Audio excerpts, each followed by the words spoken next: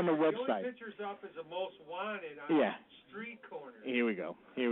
Okay, this segment of Fantasy Sports brought to you by BallparkSweaters.com. The holiday season is upon us, just around the corner. It's upon us. Right after you get done with Halloween, Riley, it's the holiday season. And I'm going to tell you, what better way to get something nice, a nice gift for your favorite female baseball fan or softball player. You got a few of those, Puzz, don't you? Then a nice ballpark sweater. And I'm going to tell you something. These sweaters are just ideal. Mom, they're even suitable for Mom. I mean, doesn't Nancy have one on the show, Bob? Yes, she does. Wears it every week, I hear.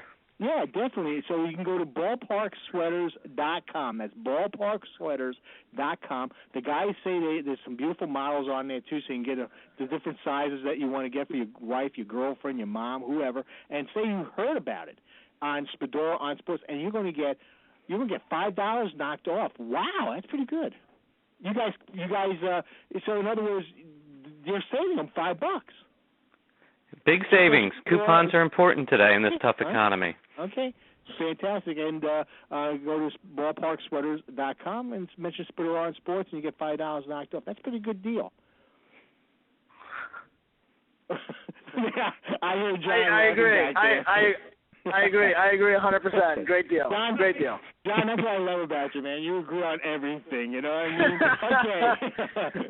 John, let's start off with you. Week number 9, lots of running backs in the news. Let's get a slam on them first right now. Well, we got 4 notes here for heading into week 9. If you own Darren McFadden, you've had a fantastic fantasy season with him. I think right now he's the leading rusher in terms of yardage in the league, but he's going to be out this week against Denver. So Michael Bush is your guy, and he's still available in around 25% of fantasy leagues. So depending on your league, you may have a chance at picking up a great sleeper pick this week. So you should definitely pick him up if you either own McFadden or you are in need of a running back play for the bye weeks this week. It also doesn't look good for Ryan Matthews in San Diego. He is questionable on the injury report, but he hasn't practiced all week. So it's not looking good for Ryan Matthews. So if you own Mike Tolbert, a lot of times you'll have like a lineup decision to make with Mike Tolbert because he does share carries with Ryan Matthews. But this week, Mike Tolbert is definitely your guy if you have a lineup question related to Mike Tolbert. So play him this week if you have him. Joseph Adai from the Indianapolis Colts. I don't think anybody's really excited about having to play a Colts running back right now because they have 3 of them that they kind of work in and out. But he's healthy again this week. He's available. So if you need a plug-and-play, again, during your bye weeks this week, take a look at Joseph Adai. And one interesting note related to a first-round draft pick, a lock first-round draft pick, Chris Johnson from the Tennessee Titans. Last week, he actually split carries 14 apiece with Javon Ringer. Chris Johnson has easily been one of the bigger busts of the fantasy season this year, if you will. Even though he's been healthy, it certainly seems that the holdout that he had early in the year has affected his ability to get into football playing shape. Couple that with the lockout, and he really had 2 big strikes against him. He got his contract, but he certainly hasn't lived up statistically to that contract 9 games into the season. So you're still playing him if you own him, but now may be a time to trade him if you're in a league where you draft completely new players every season. You may want to try to trade Chris Johnson if you can, because it doesn't look like you're going to get the type of value on him that you need. So if you can get a great player in exchange for him, maybe even Darren McFadden, because he's injured, maybe you want to take a chance on that this week. So those are our fantasy news and notes for Week 9.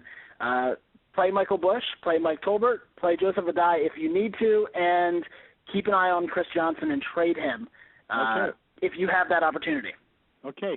Bob, want to go to you quick like I need a little baseball hot stove report, especially from fantasy baseball. Tell me, is it going to make a difference moving the fences in at Citi Field? And also, who's the top free agents, first basemen, and what do you think of their home run projections for 2012? Yeah, for sure. Well, Citi Field has been suffering in New York with 3 straight years of declining attendance, and they've decided that they're going to move the fences in at Citi Field, which has been a perennial pitcher's ballpark. So last year, only 1.34 home runs per game were hit in Citi Field. That's third lowest in the National League. Only Petco in San Diego and AT&T in San Francisco were lower. And they're moving the fences in dramatically in right center, where it was, just a real shot to get it out in right center, 415 feet. They're moving that into 390.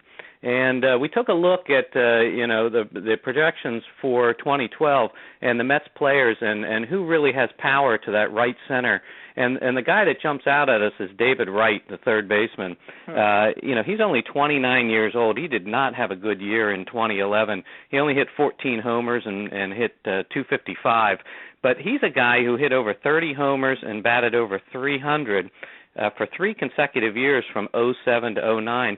At 29 years old, he's got to still have a lot left in him, but he has struggled in Citi Field since it was open. In 3 years, he's only hit 22 home runs at home, and he's hit considerably more on the road. So we expect David Wright to be a good value pick in 2012, and his power numbers should go up with that move of the fence that's coming into Citi Field. The other guy that we like on the Mets is Jason Bay.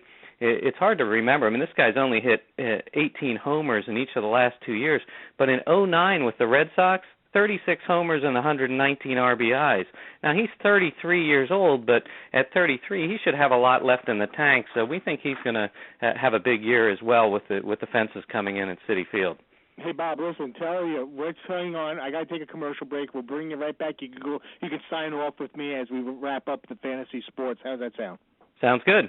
Okay, we'll be right back. More fantasy sports. Do you want to know more about lingerie football? For him, remains to be seen about the Florida Marlins because they have the new park coming in. All indications are that's going to be a pitcher's park, so that could hurt his numbers if he ends up there.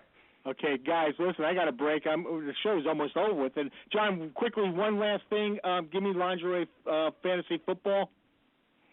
You bet. We've got a couple weeks. 15 seconds. 15 seconds. Okay, well, lingeriefantasyfootball.com. We got pictures of Krista Ford of the Toronto Triumph, 12 of them. You're not going to be disappointed. She's a blonde and she's an LFL player. What more do you need to know? Go check it out. And you can check out my website, SplitterOnSports.com.